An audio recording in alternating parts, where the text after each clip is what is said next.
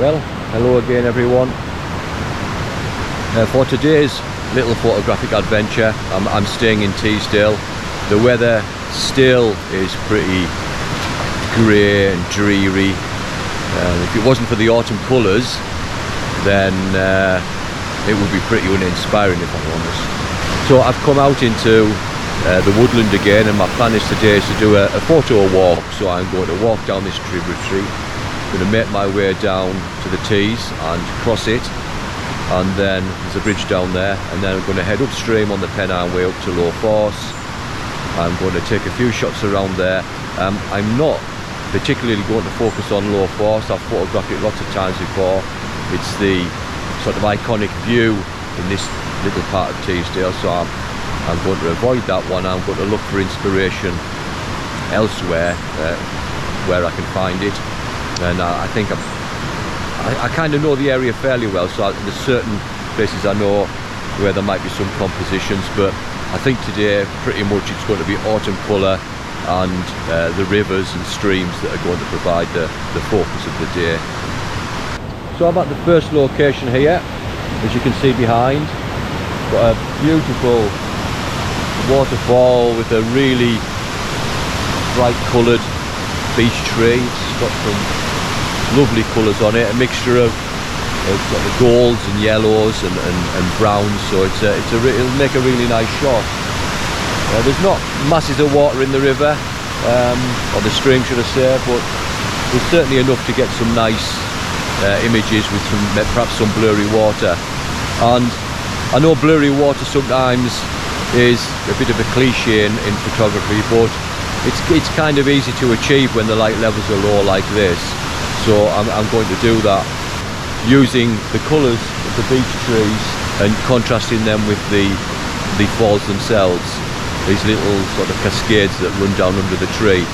And I think composition wise it will make for a nice shot. The eye will just be led along the line of the falls, and then the beech tree behind will have this nice colours of yellows and browns and golden colours, and I think that will make a really nice shot. So anyway, let's get started.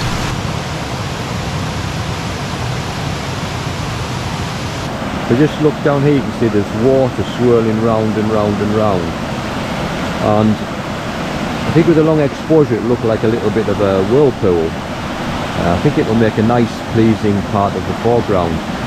So here's the shot. I'll just show it on here. So f14, 4 seconds, because I want that water to move quite a bit. And then here we go. And there you have it, a nice swirl of water there. I've popped on a 06 medium grad filter as well, just to bring these trees down a little bit. The sky was really burnt out. But yes, I really like that image.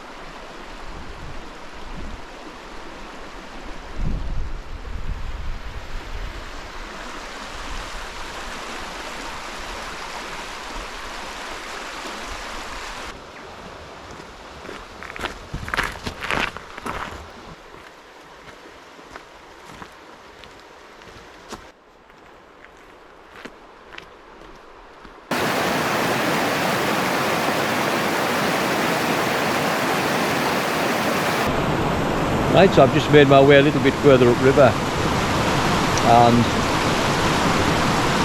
sort of a really nice series of beech trees make their way down the bank side, and then there is a nice series of rapids here, and this is going to be the composition. I'm going to include the rapids and the trees behind.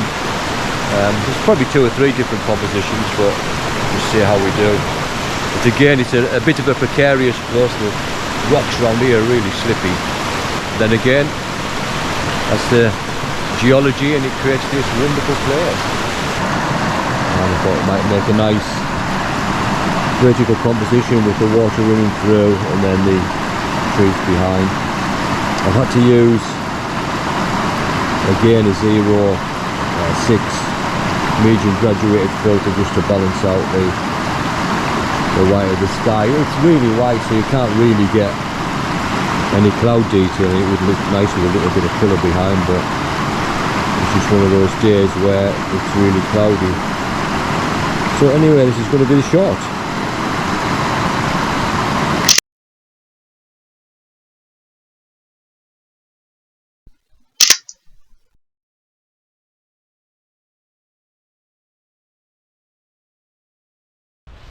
So I've just come up from downriver. You'll have seen the shots. So I've made my way along the Pennine Way to just below Low Force, and I've come into this little bit of woodland here, and I'm kind of struggling a bit to find a really sort of nice shot. There's lots of colour here, and I'm sure if I put a little bit more effort in, I probably could. In fact, I definitely could. But what I'm planning to do is, up in these trees here, it's quite stark against the misty sky, so I'm going to try some intentional camera movement and see if we can get a little bit creative. So the next job is to try that. So what I'm going to do, you can see here, this is the view, and all I'm doing is put it onto zoom, press the shutter. There's a good one there. So I've done 3 separate ones actually. As you can see, you can get some interesting scenes. A longer shutter speed would be better. If I popped a filter on or something like that, I would probably get better. Not so bad. Anyway, just a little tip: if you're struggling for inspiration, then you can always try some intentional camera movement. Sorry folks, I just could not stop myself. I had to take some shots of Low Force. I couldn't go past without doing it, but I've tried to do something slightly different to what I've done before. So I've popped on a 100 to 400mm lens and taken a shot with a really sort of tight crop on the bottom half of the falls, with just a little bit of colour on the left hand side. Don't know whether you can see it there, but that's the shot, f16. Underexposed by 2/3 of the stop as well. It's a really dark day, you get away with that. Boring sort of sky behind, but it doesn't matter. So anyway, here's the shot. 10-second timer on as well to allow the vibrations to settle after I press the shutter.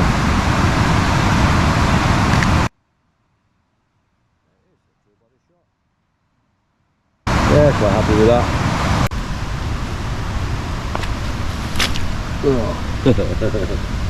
We're just a couple of days after Storm Babette came through. So you can see here, it's always interesting to see how a river floods, but that debris there, it goes right up to here. That was where the River Tees was. So it came right up to here, so you can see it now, and it's relatively low today of course, but you can see how bad it was. Quite a popular place today, there's a few people about.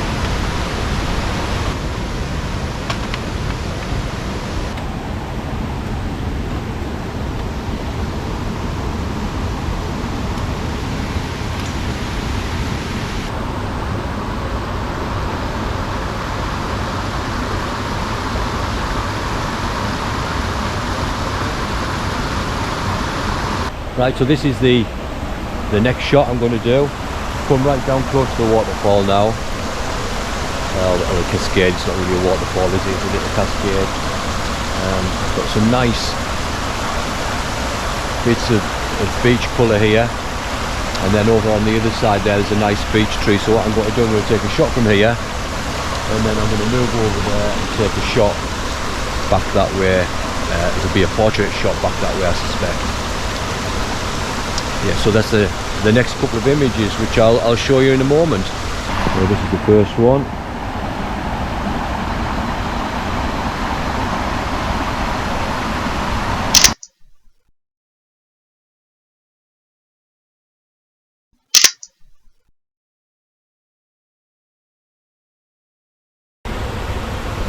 Okay, so another composition now. So I've just moved around slightly from where I was. So I was down there before. I've just come up a little bit, got a little bit more height, and I'm just going to try a composition here. I'm going to try a portrait composition and a landscape composition here. The big problem, as before, is really white sky. It's not as diffused as I would hope. There's clouds relatively thin, so it's coming and going all the time. There's no sunshine, but it's coming lighter and darker, which makes things a little bit tricky. But anyway, so this is going to be the next composition, and again it's the waterfall, and it's the waterfall itself here, the cascade, is then balanced out by the trees behind. So I'm using the lightness of the waterfall and the colour of the trees to try and create a balanced composition, and the dark rocks that surround it should help with that contrast and provide that balance of composition. Because you don't always have to use, when you want to have a composition, it doesn't have to be particularly objects that you use to balance the composition out. And I quantify that by saying you don't have to have a tree or a bush or anything. You can use colours. You can use the contrast between light and dark. So you can. There's lots and lots of ways to sort of put a composition together without relying on really obvious features. When you look at this image, you will just probably see an element of balance in it, but sometimes it doesn't actually register what that actual balance is. And hopefully in this case here, when you see this image, you will realise. So on with the next shot.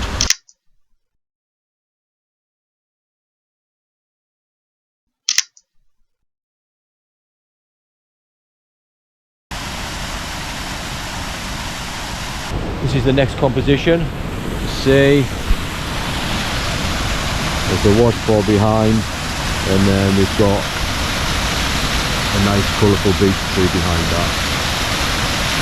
So I think that makes for a pleasant composition, and it balances out a little bit. We've got the waterfall just here, and then we've got the colour here, and what I was talking about before is you can balance colours and moving objects such as waterfalls, so you can balance them. And there's a nice black area here as well to give you a little pool of darkness just to stop your eye a little bit, so that's, if you move around there,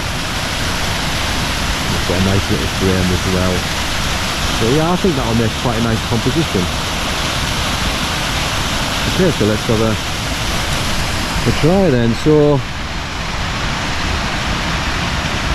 right, so there's something here I'm not massively comfortable with.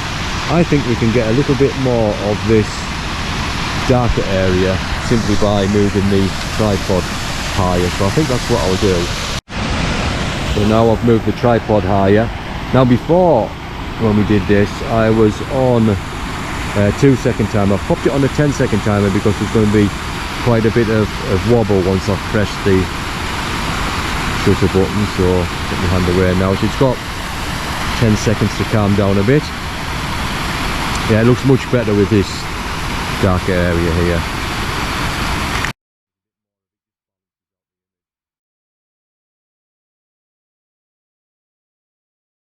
Right, well that's it for today.